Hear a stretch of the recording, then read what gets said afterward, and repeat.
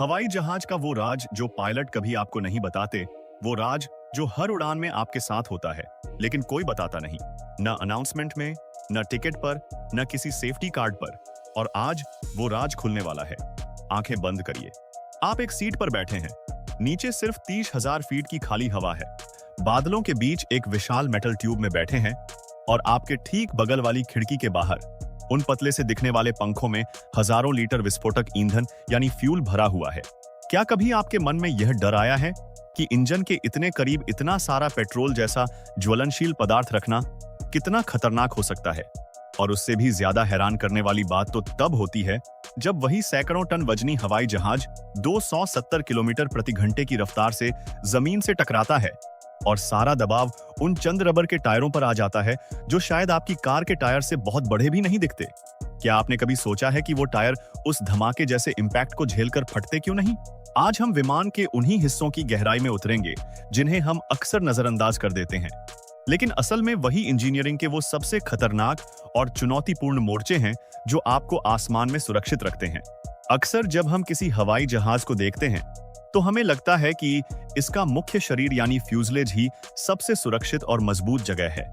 सहज रूप से हमें लगता है कि ईंधन को पंखों के बजाय विमान के बीच वाले हिस्से में रखना ज्यादा बेहतर होता, क्योंकि वहां जगह ज्यादा है और सुरक्षा भी बेहतर मिल सकती है। लेकिन एविएशन की दुनिया में फैसले अंतर्ज्ञान या इंट्यूशन पर नहीं, बल्कि बहुत ही सटीक कैलकुलेशन और इंजीनियरिंग की मजबूरी पर लिए जाते हैं। जब आप किसी विमान के पंखों को देखते हैं तो वो बाहर से बहुत पतले और खाली नजर आते हैं, लेकिन असल में उनके अंदर एक बहुत ही जटिल ढांचा होता है जिसे वेट विंग डिजाइन कहा जाता है। इसका मतलब यह है कि पंखों के अंदर अलग से कोई टंकी नहीं रखी जाती, बल्कि पंख खुद ही एक सीलबंद ईंधन टैंक की तरह काम करते हैं। लेकिन सवाल यह उठता है कि क्या यह सिर्फ जगह बचाने का एक जुगाड़ है या इसके पीछे कोई गहरा राज छिपा है? विमान डिजाइन करने वाले इंजीनियरों के सामने सबसे बड़ी चुनौती जगह की नहीं, बल्कि संतुलन यानी सेंटर ऑफ ग्रेविटी की होती है। एक यात्री विमान में केवल लोग ही नहीं बैठते, बल्कि उसमें कई टन वजन का ईंधन भी होता है। अब समस्या यह है कि यात्रियों का वजन तो पूरी उड़ान के दौरान एक जैसा रहता है, लेकिन ईंधन लगातार जलता रहता है, जिससे विमान का वजन हर मिनट बदलता रहता है। अगर हम इस भारी भरकम ईंधन को विमान के अगले या पिछले हिस्से में रख दें, तो जैसे जैसे ईंधन खत्म होगा, विमान का संतुलन बिगड़ जाएगा और उसे कंट्रोल करना नामुमकिन हो सकता है। अगर सेंटर ऑफ ग्रेविटी बहुत आगे चला जाए तो विमान को मोड़ने में बहुत ज्यादा ताकत लगेगी, और अगर यह बहुत पीछे चला जाए तो विमान अस्थिर हो जाएगा। तो फिर इस हजारों टन के अस्थिर वजन को ऐसी जगह कैसे रखा जाए कि विमान का संतुलन भी न बिगड़े और उसकी मजबूती भी बनी रहे?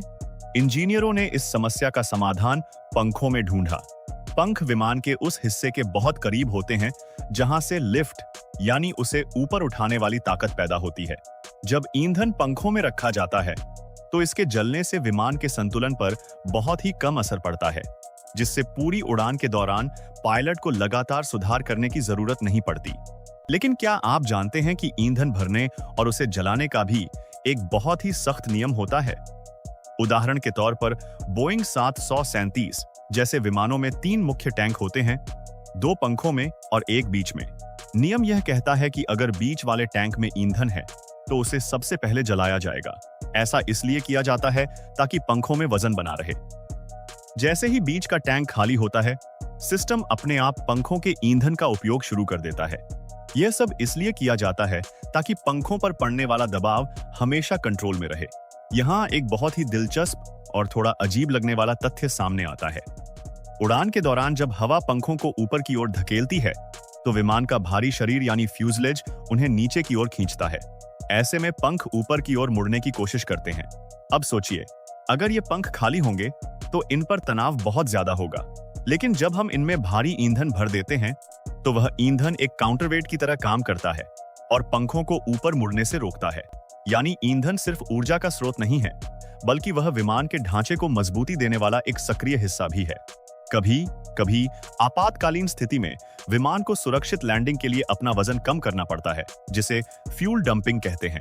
इसमें ऊंचाई पर ईंधन को हवा में छोड़ दिया जाता है, जहां वह जमीन तक पहुंचने से पहले ही भाप बनकर उड़ जाता है। यह प्रक्रिया जितनी डरावनी लगती है, असल में उतनी ही वैज्ञानिक रूप से सटीक और सुरक्षित है। लेकिन विमान की असली परीक्षा तब शुरू होती है जब वह आसमान छोड़कर जमीन को छूता है।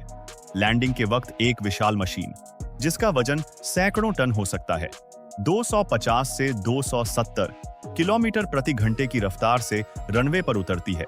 क्या आपने कभी ध्यान दिया है कि लैंडिंग के ठीक बाद टायरों से धुएं का एक गुब्बारा निकलता है?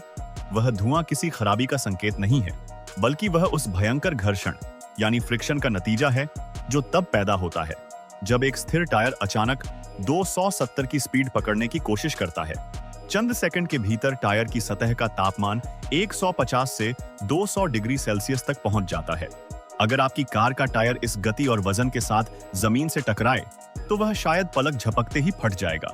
तो फिर हवाई जहाज के ये टायर इस नरक जैसी गर्मी और दबाव को कैसे झेल लेते हैं? इसका राज टायरों की बनावट और उनके अंदर भरी गैस में छिपा है। एक विमान का टायर सिर्फ रबर का टुकड़ा नहीं होता, बल्कि यह नायलॉन की परतों, स्टील बेल्ट्स और विशेष सिंथेटिक रबर से बना एक बेहद जटिल ढांचा होता है। जहां एक आम कार के टायर में हवा का दबाव करीब 30 से 35 psi होता है, वहीं विमान के टायर में यह दबाव 200 psi से भी ज्यादा होता है, जो कि कार के मुकाबले लगभग 6 गुना अधिक है। यही वह दबाव है जो टायर को सैकड़ों टन का वजन उठाने के बावजूद पिचकने से बचाता है। इसके अलावा दबाव को बांटने के लिए बड़े विमानों में टायरों की संख्या भी बहुत ज्यादा रखी जाती है। जैसे कि बड़े एयरलाइनर्स में 14 से 22 तक टायर हो सकते हैं, ताकि हर एक टायर पर पड़ने वाला बोझ कम किया जा सके। शायद आप सोच रहे होंगे कि इतनी गर्मी और दबाव में टायर के अंदर की हवा में आग क्यों नहीं लगती? इसका जवाब यह है कि विमान के टायरों में कभी भी साधारण हवा नहीं भरी जाती। इंजीनियर इसके लिए हमेशा नाइट्रोजन का इस्तेमाल करते हैं। इसके पीछे कई ठोस कारण हैं।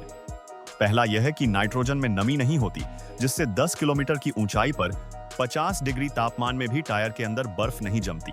दूसरा, नाइट्रोजन में ऑक्सीजन नहीं होती, जिससे टायर के अंदरूनी रबर और धातु का क्षरण नहीं होता।